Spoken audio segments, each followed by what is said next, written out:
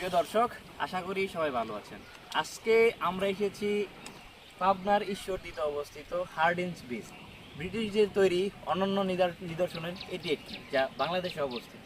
দেখতেই পাচ্ছেন আমার পিছনে অবস্থিত হার্ডিঞ্জ ব্রিজ, আর ঠিক পাশেই আছে রূপপুর পারমাণবিক বিদ্যুৎ কেন্দ্র।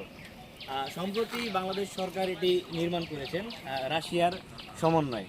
যাই হোক, আসলে এই দুইটা অনন্য নিদর্শন দেখতে পেরে আজকে আমি সত্যি আনন্দিত।